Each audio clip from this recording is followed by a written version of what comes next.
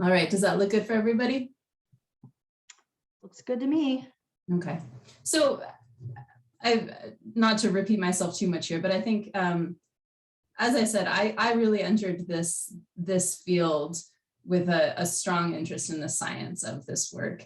And I would now say that probably 30 to 40% of my time ends up being involved in managing budgets and managing grants in order to get the really important and exciting work that I want to see done. And so for those of you who are just entering the field, I mean, I definitely applaud you for your interest in trying to develop these skills. It's definitely worthwhile. We're not going to talk specifically about writing grants today.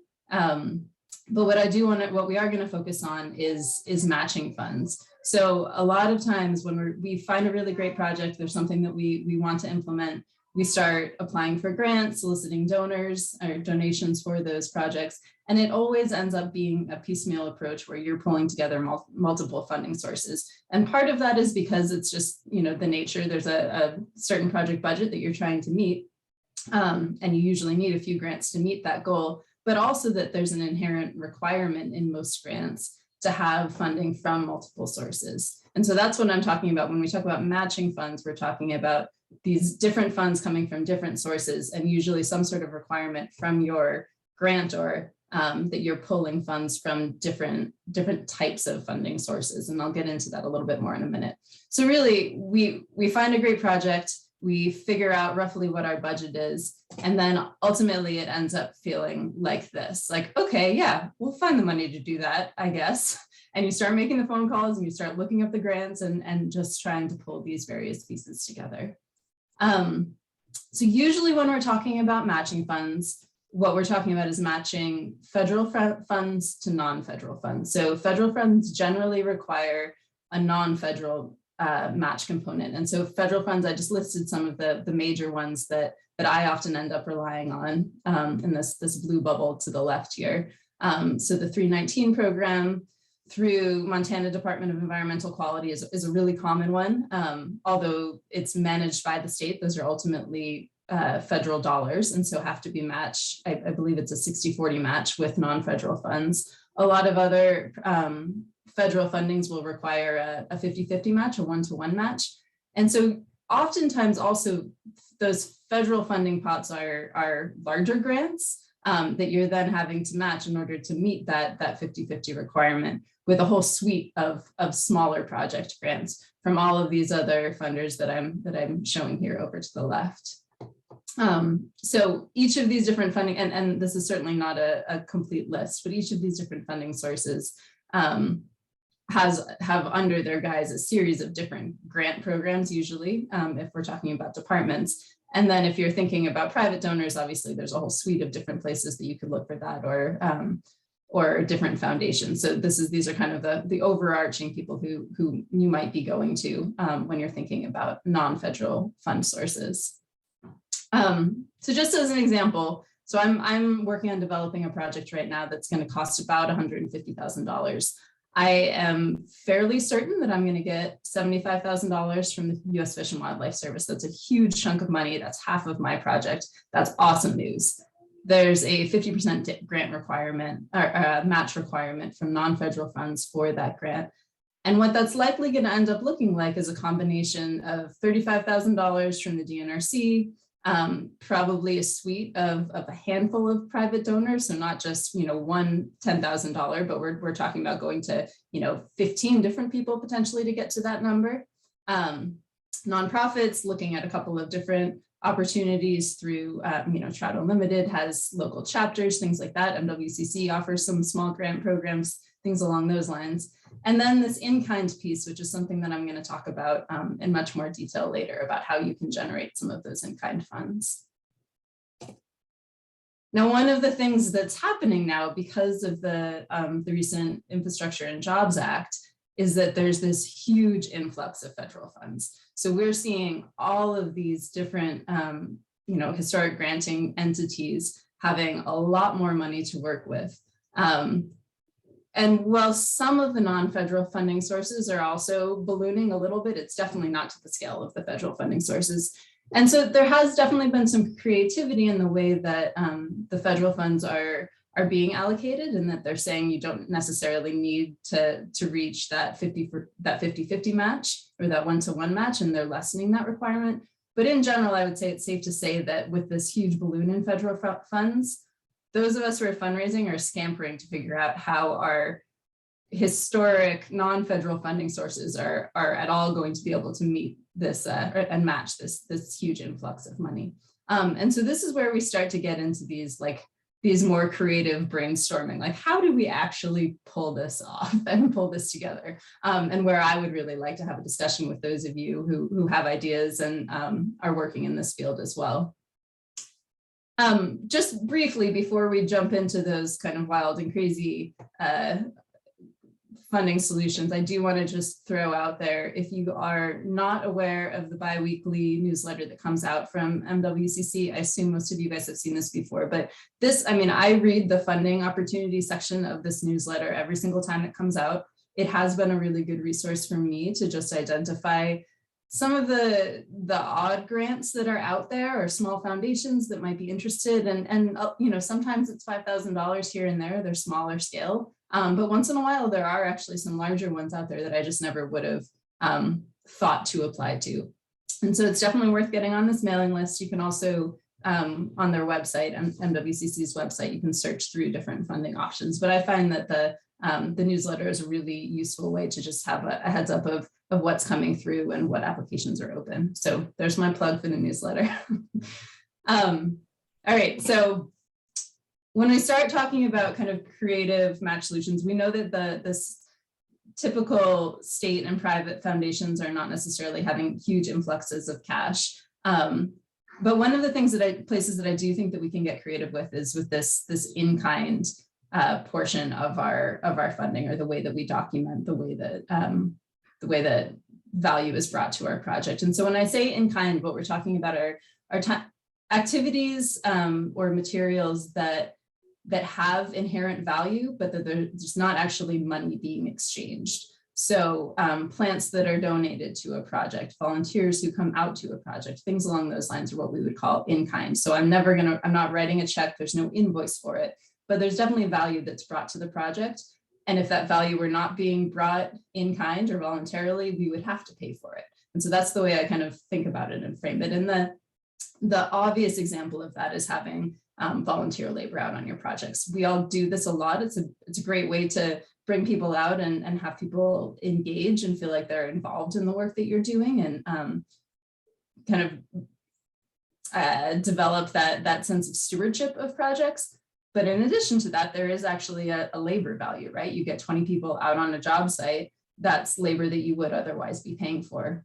And there's a value that is attributed annually for what a volunteer hour is worth. So right now, as of April 2022, one volunteer hour is worth $28.54, which is actually quite a bit. I mean, that adds up pretty quickly. So you have 10 volunteers out for your typical planting day. They're out there for 6 hours. You have a nice lunch break, that kind of thing. And that's $1,700 of in-kind match that you can put towards your project. And really all you need to document that usually for a grant is to have a list of the people who were there and how long that they were there. And that's usually good enough in order to tell your funder, yes, we did $1,700 worth of work this day. One of the things I don't think people have dug into that much is that there's actually a lot more in-kind labor that we could be counting towards projects aside from the typical volunteer day. So when you have a landowner who helps you out on a project, you know, I threw this picture up here of, so 2 landowners and their tractor. Each of them is worth $28.54 an hour. We can estimate the tractor is probably roughly $100 an hour. So we have one day with the 2 of them plus the tractor, we're looking at about $450.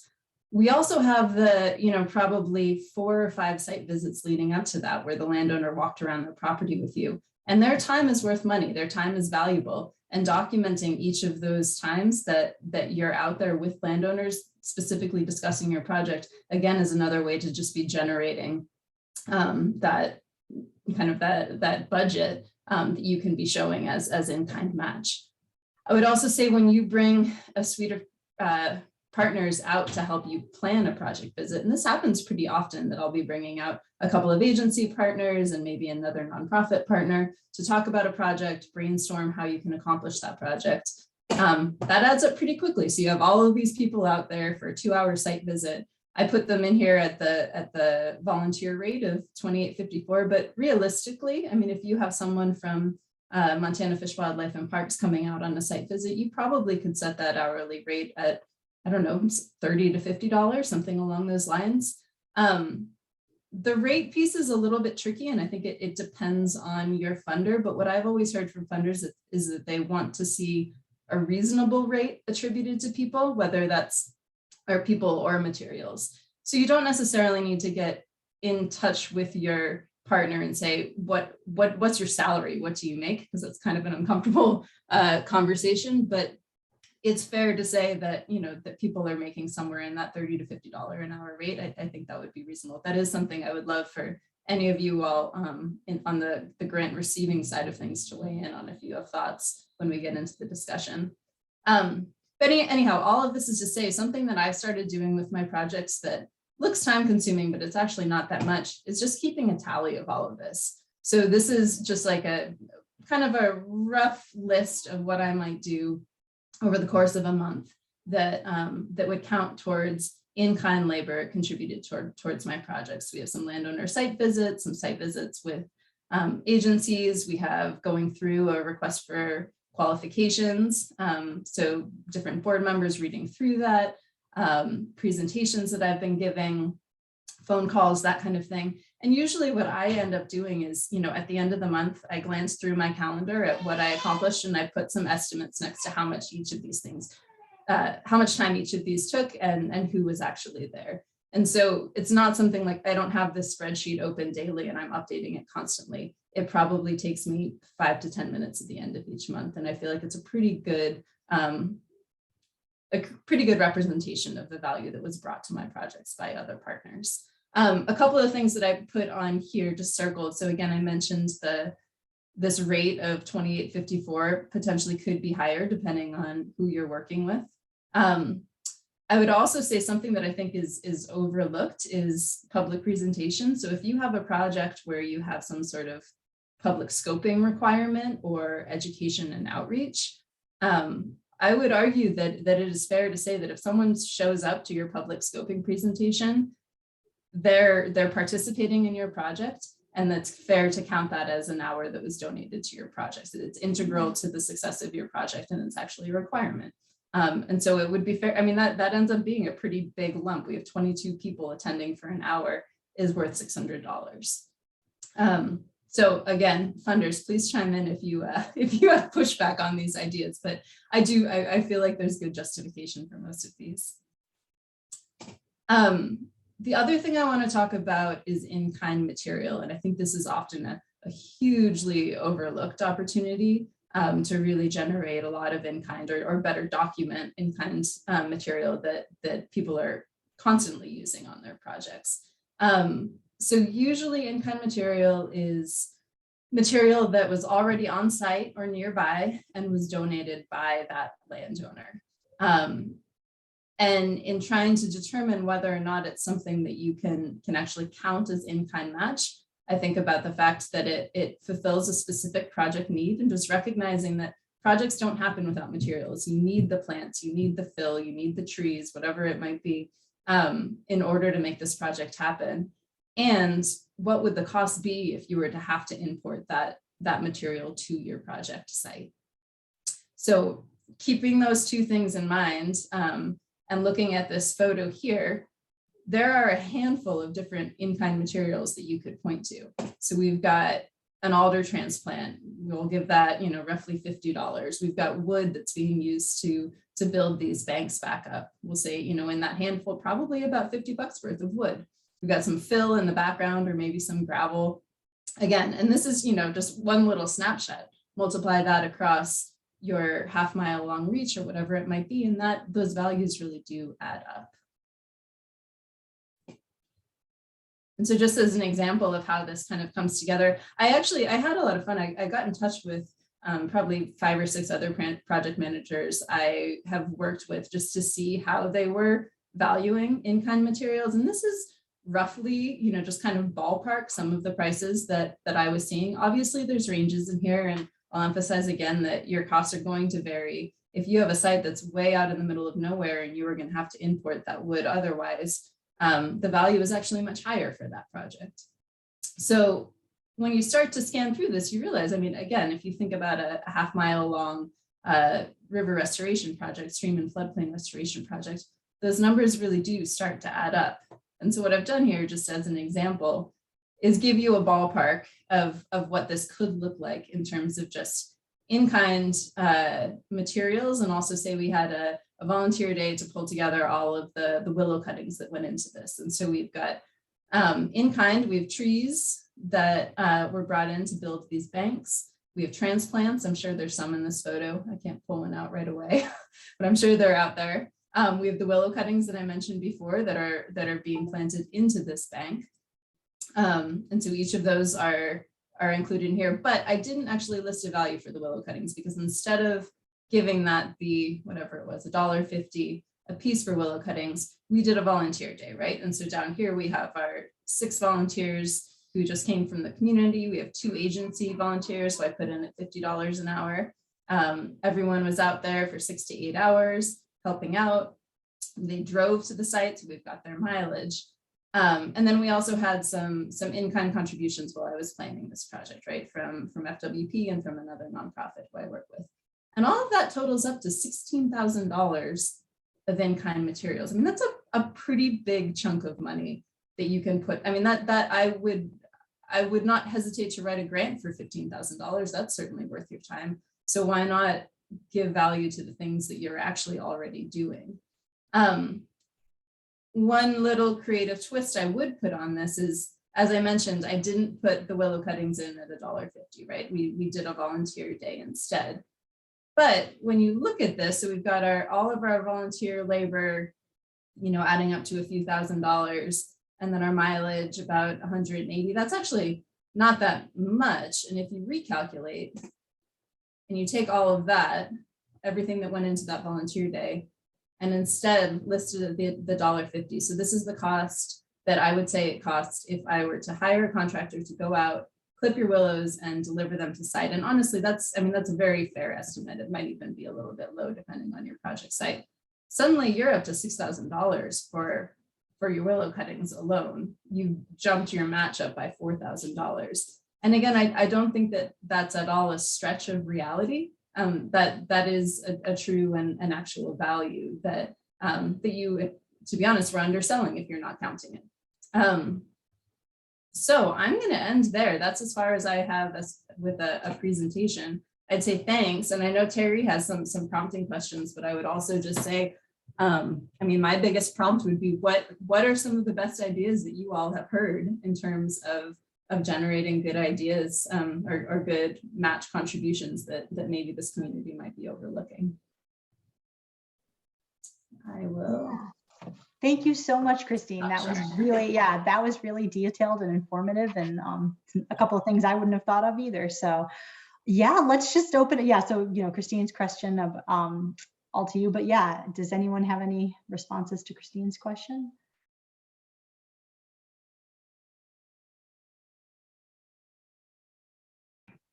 I'm going to put Pedro on the spot. Oh, good. He already unmiked himself. I knew he would have something. I always have something to say. Whether it's of value is questionable. I would add Sod Mats.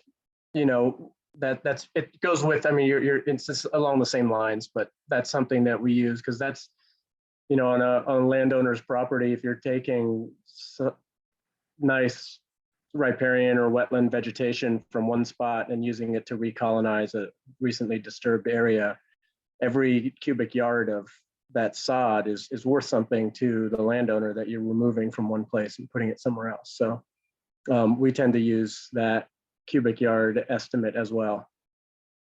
Yeah. And I put just a little comment in the chat that some grant agencies don't count the state employees as eligible match. So there's you kind of have to know your grantor and have conversations with them about it. That's always a good place to start. Yeah, and thanks. But otherwise, it's great to see Christine working in this way, because it's exactly how we try to operate with our projects all the time. So it's definitely of same mind here. Got it. Yeah, thanks, Pedro, for reminding me about that comment. Brian put a comment in too, just talking about partners who you might be able to charge more, they are sort of worth more than that standard rate. And Brian mentioned that rather than asking people for their salary, you can ask for what their billable rate is, right? And not everyone in the but anyway, you should have like a billable rate that includes not just your wages, but also indirect costs, your benefits, and that sort of thing. So most partners you work with will have a billable rate that they could give you as well. So thanks for that, Brian. Christine, that's a great presentation. I love all the clarity with how we can piece out a project. In the Watershed Education Network wheelhouse, we're often working with volunteers on projects, and we count our waiters, and any equipment we provide is in kind. So we'll kind of take a look at what is that stack of equipment that we're bringing out into the field and give that a value per day, if that's helpful. Yeah, that's another great example. Thanks, Deb. I was just curious if anybody has a specific project or grant that you're working on right now that you have questions about, or alternately an example of maybe a past project where you struggled to come up with match funding and sort of what did you do in the end? Just any real life examples like Pedro and Deb have just shared. Oh, Lindsay, you raising your hand? Yes. Yeah, I have a specific question. I got a feedback on a grant for the MACD mini education. It's due on Friday, and I had listed materials that like 3 different organizations are donating for my education event. And they like rejected that. They said that I couldn't use materials like already bought, or like I couldn't use that as match. And that's like screwed me. So I thought it was weird because I've used materials like that in past grants. I don't know if it's like specific to MACD or what. I don't know what to do. My first comment would be to just call the funder and check in with them on it, which, I mean, Pedro made this point. Everybody values things in different ways, and there are allowable and not allowable match sources. And so it's definitely worth confirming that. I do wonder, I mean, it could also just be a matter of how you presented it. So if was it written as in kind, I would probably put it into the budget as in-kind materials, and then in parentheses, what those materials are, and then a value next to that, as opposed to listing out each of those things and their costs. Because when you list it out like that, it looks like you're trying to, like they're going to be purchased. And if they're already purchased, then that does kind of screw up your match. But if you're talking about it as an in-kind material, it's probably not the full value of that material. But if you can come up with a reasonable cost for what that material is, a portion of it, that should still be fair. Yeah, what I did was I put like the organization, and then under InKind Match, like the calculated value of everything they were donating. And then in the like description box, I listed out each like item with a value attached. And yeah, they still said that I because it was already bought material, that I couldn't use it as InKind Match. It might be kind of related to the other part of the comment that I made. It's the contract date. So depends on, so if that grant is going to give you an award date of say May 1st of 2022, for their own reporting, they need to show that all the expenses were incurred after that date. And if the receipt for that material was like February of last year, you know, every grantor also is answering to their higher power, whoever that is. And so they're also having to check their boxes. And that's a big one that they have to check, right? Is when did these funds start getting expended? And they have to tie directly to the start date of your contract. So we have a contract that we've been working on for like a year now with the Bureau of Reclamation, for example, and we have to go through several measures, compliance measures, environmental, cultural, and once they're satisfied, then they will give us a pre-award cost date, right? And they'll say, okay, anything that you incur cost-wise from this date forward, and once we have that in writing, we know that date is kind of, that's where you start from. So it might just be that as the issue. Yeah, and that's, Pedro's point is a huge and really important one for match in general, of when you can start counting your match, and that there's always a juggle there in terms of, you know, your project planning and the funds that you have allocated to that versus project implementation, and how did these contracts overlap or not. I do think, though, specific to Lindsay's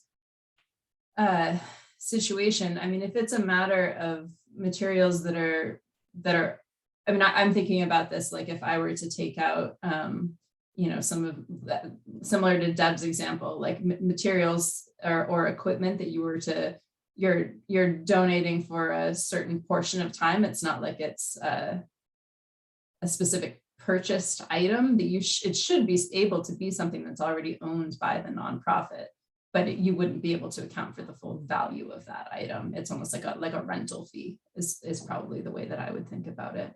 But yeah, I mean, again, I would call your contact and just see if there's a way. Usually people are more than happy to help you work through the best way to come up with that.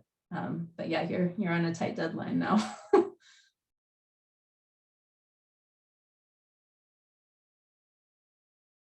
I was just going to chime in as a funder really quick, because I work with a few different programs and they do shift. But what Pedro brought up is a good point. Sometimes it does run off of that official contract date.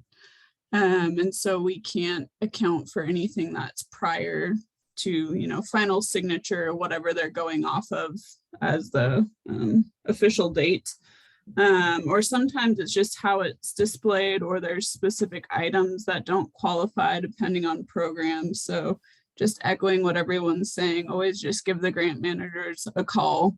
We're used to it. And me personally, I like getting feedback like that, because a lot of times that means there's room for me to clarify things in my guidance or other areas. And you're probably not the only one that happened to.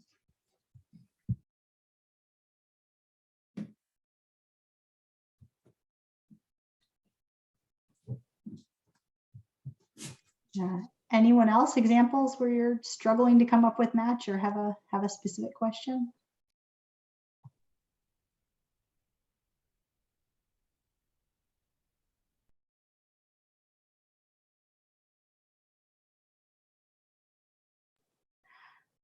I am curious. I mean, obviously, Christine, and we asked you that, you know, we know you're a project manager.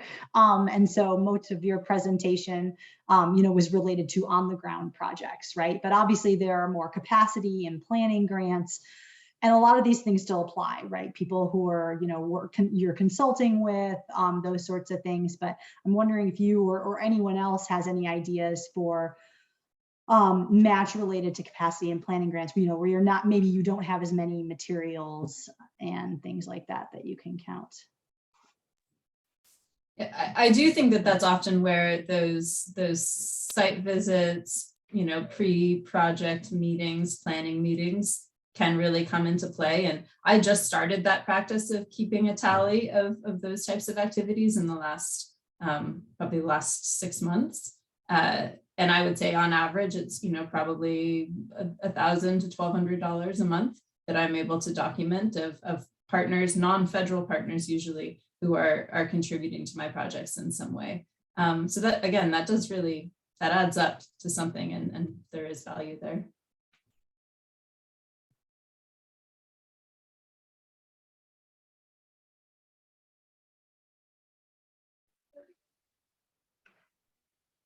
So I have a quick question. This is Wendy Jones.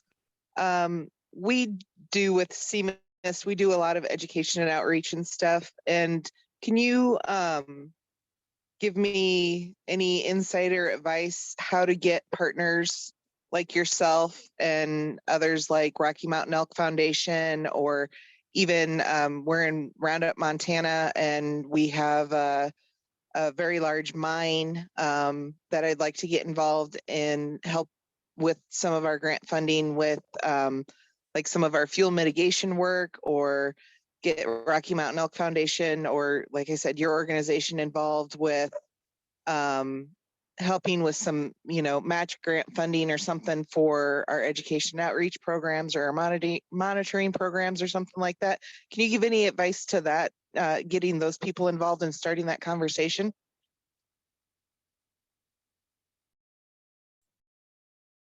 Yeah, I mean, my first thought would be, you know, figuring out a lot of times those different entities have people who cover certain geographies. So like I work specifically in the Bitterroot and the Lower Clark Fork.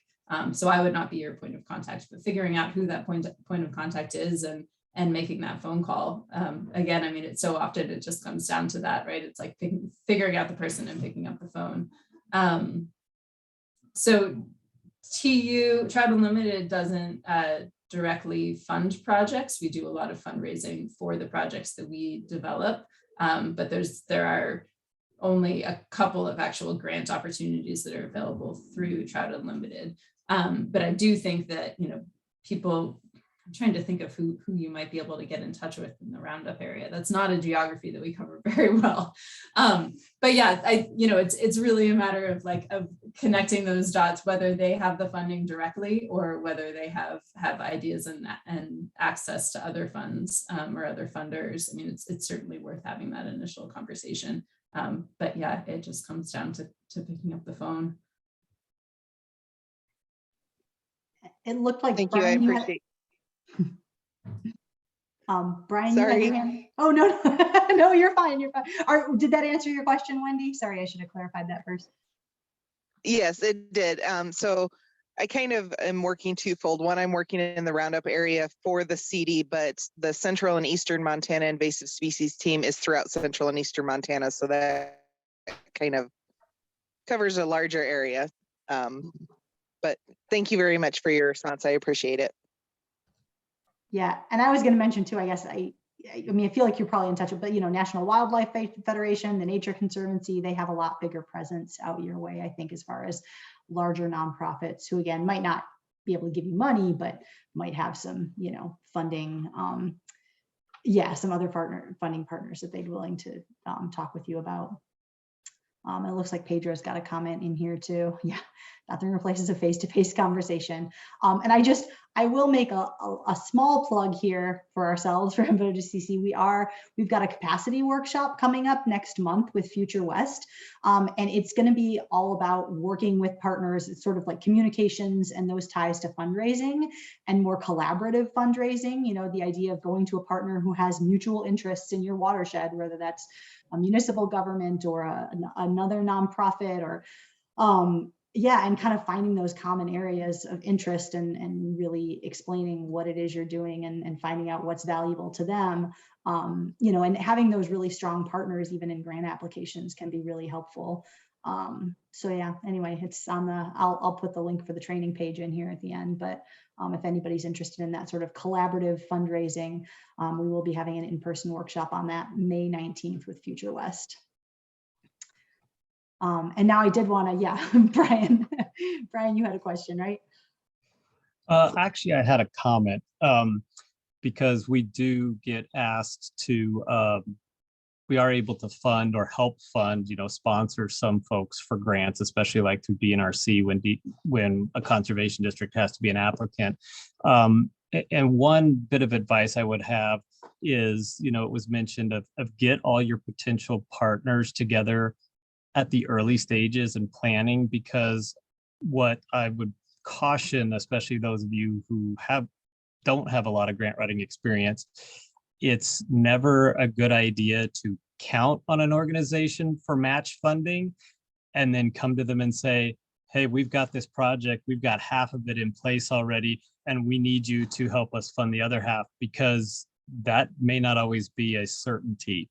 So it's much better to approach those funders at the very early stages, at the planning stages, to identify who might or might not be willing to help you in your project funding overall, because it's never a good feeling to tell somebody no, but it does happen. And if it's somebody you're counting on to get that project done, you could be in a spot that you don't want to be in.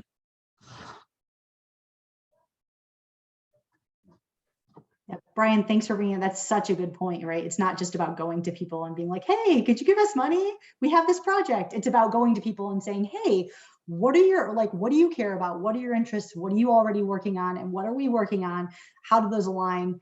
Would you consider working on a project at some point in the future, right? And like building those relationships. Absolutely. And that partner, especially that funding partner, might be able to lend you some good insight, and they might be also to talk to you up front about what the limitations of their funding are. It's like, okay, if you're going to try and use us, you're going to have to meet these parameters, which you may or may not have already considered, especially if you have written, if you've gotten a quarter or a half of your funding already, and just to make sure that all those parameters align between your different funders. Yeah, I'll piggyback off of that a little bit. Actually, what came to mind is something I screwed up on recently. So what Brian's talking about, you've got your in-person conversation with your partners, always best to do face-to-face, and ideally that's face-to-face is more of our future. But then critically, the letter of support that you want to get from that partner is typically the next step that always takes longer to get those in. And so we always try to get those letters in as soon as possible. One thing that we got dinged on, we put in some irrigation projects through ARPA for the DNRC, and we kind of estimated match coming from landowners and from state agency representatives, and we put it in our budget, but it wasn't, that specific amount wasn't actually written in their letter of support. They were fully supportive of the project, but didn't say we're willing to submit to put X hours at this value towards match for this project. And so we weren't able to count those estimates for our match in the application. It wasn't a required match, but it was something that I overlooked, and it was kind of hard to quantify because it's such an early stage of the project. But getting your partners to actually write down in their letters of support how much they're going to provide as match will cover your bases. I think prevent that from happening. That makes sense.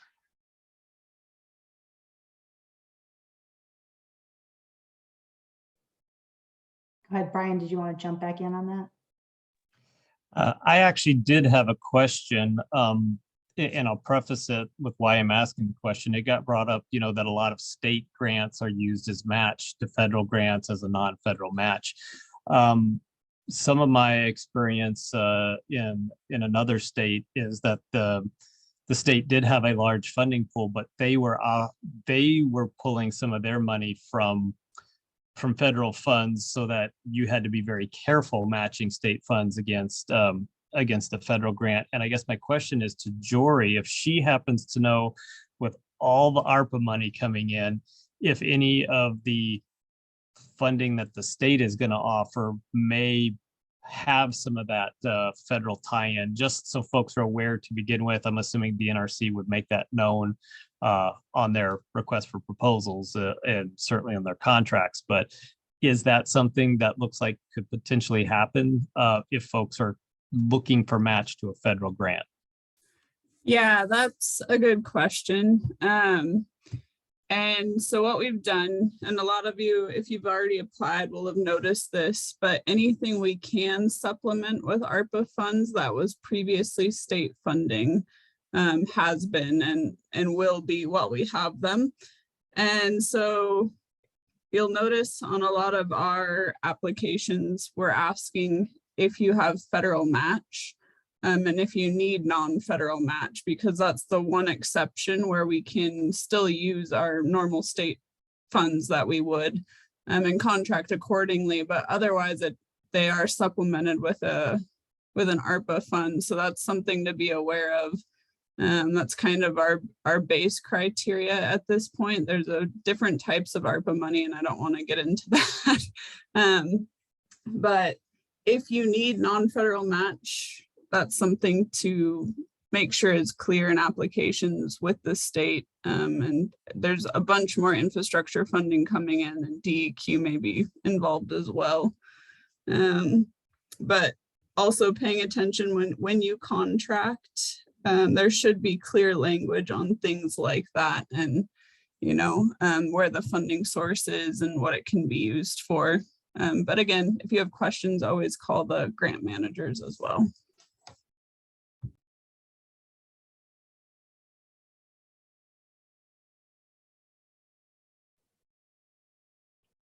In-person conversation seems to be a theme here all around. Anyone else who hasn't spoken up that might have a question or again, an example to share?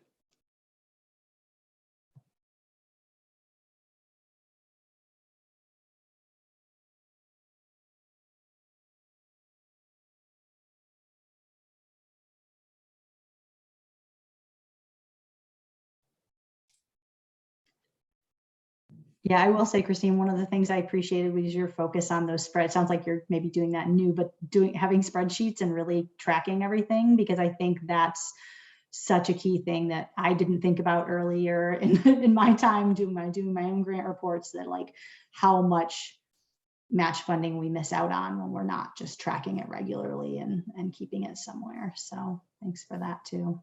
Yeah, and I would say that part of that is just to have like a reasonable and accountable backup, but there are grantors who would require that level of detail, and if you were planning on submitting that as match. And so it's not just an exercise in being accountable, it's actually like you might have to send that in. So it's worth thinking about and organizing well.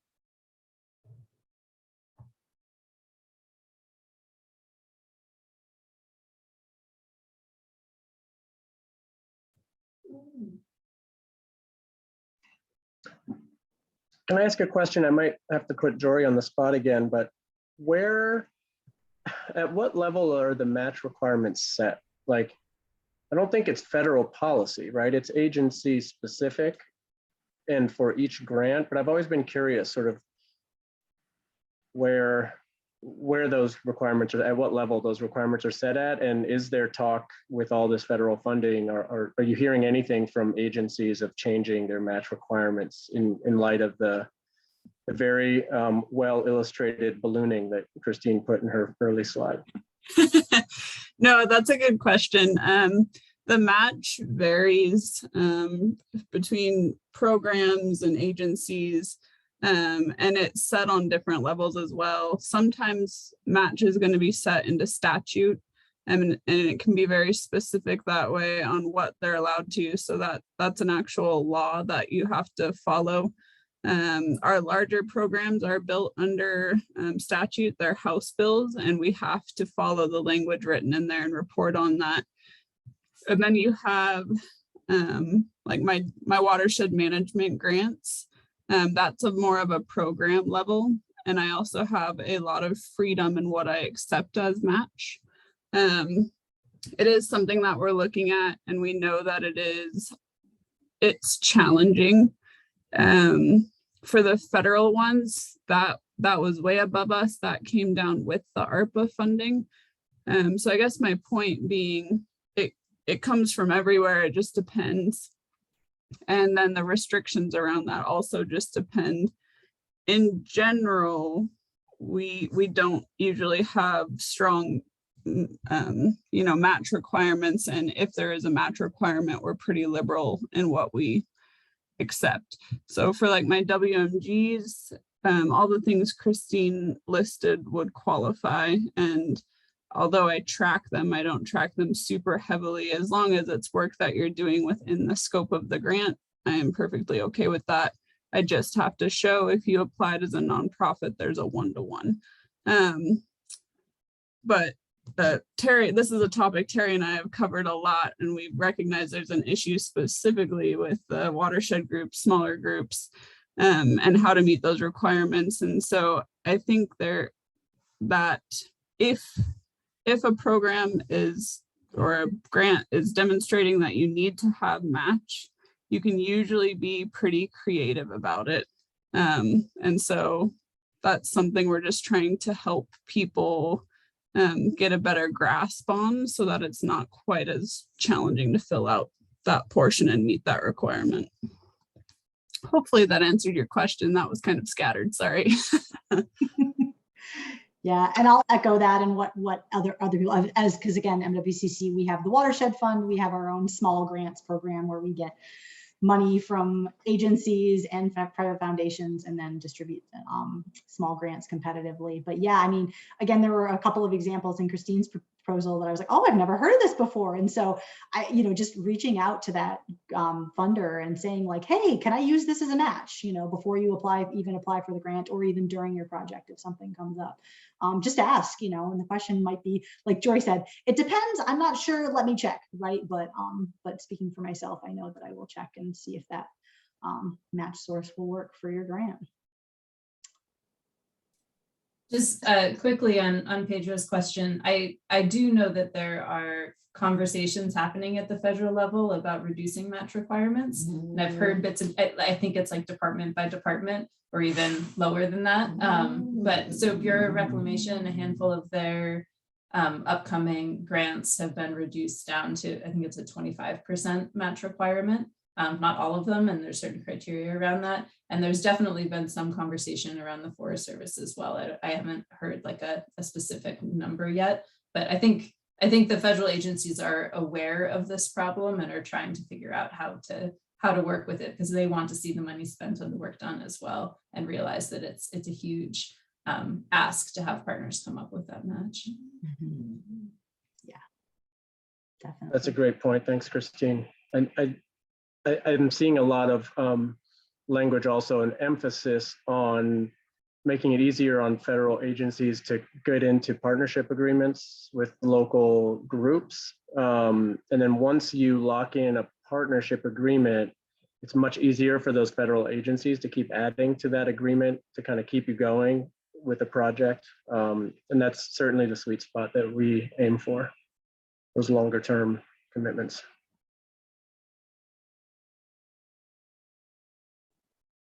Yeah, well, we're right. I just had a couple quick announcements at the end. Christine, did you want to, or any other parting thoughts before I just give us a couple of closing things? No. All right. No, thanks for joining the conversation, everyone. I'm glad I wasn't the only person speaking. Yeah. No, it's always great. That's what I love about these, is how much expertise and experience, even people who maybe don't have as much experience with this, still have questions and still have their own situations that help us all to think more about these things. So yeah, thanks to everybody who asked questions and everyone who offered their own tips. Thanks especially to Christine for putting this whole presentation together. I really think it was really informative and specific, and really great. And we will be, this is recording, obviously, so I will be, within the next week or so, I'll email you all and share this recording as well as Christine's presentation. I will talk with Christine about if she's comfortable sharing a spreadsheet example. If anyone else has a spreadsheet example of your match funding that you want to share, feel free to let me know, and maybe I'll put an example or two on the website as well. I know someone asked for that. And this is not going to apply to everybody on here, but this is an out there thing, but there are resources out there for the procurement process, right? So these are bigger federal grants, right? Where you have to have you're some big contractor spending a lot of money and you have to go through the state procurement process. Is anyone out there interested? I guess do a thumbs up if you're interested in a procurement webinar at some point in the future that would apply. I know there's one that DNRC is doing for conservation districts, but the rules for nonprofits and watershed groups are different. So we'd be looking at doing something specifically aimed at watershed groups and other nonprofits. Not necessarily, okay. Yes, we've got a couple thumbs up. So, okay. And Christine, so she counts for a lot today. And then also I asked this question last month, but I just want to check in with this group as well. We're considering just continuing these on through the summer, but I know summer gets really busy. So give me a thumbs up if you would still be interested in attending lunchtime conservation conversations potentially during the summer, or a thumbs down if it's like, no, that's not going to happen. Yeah, some people know. Okay, we've got a mix. All right, well, I think we're going to keep going through the summer because we've had enough positive responses to that. And again, I'll put it in the chat again real quick, but if you're interested in that capacity workshop in May, which is going to be in person, $40 per person, and there is some scholarship funding, that's specifically for smaller local conservation groups, conservation districts, watershed groups. If you're interested in attending that, that's on this page. And our future lunchtime conservation conversations next month, I believe it's May 11th. We're going to be talking with Bri Beltran and Callie Hannon from the Heart of the Rockies initiative. They're going to be talking about centering justice, equity, and inclusion and conservation, and how they've, I don't know if you're all familiar with Heart of the Rockies, but they're basically a partnership of land trusts across the Central Rocky Mountains, and they're going to be talking about how they've been centering equity and inclusion and justice in their internal work and how that's informing their external conservation work. And then we'll have more coming through the summer. So thanks again, everybody, for being here, for all the sharing. Yeah, have a great afternoon.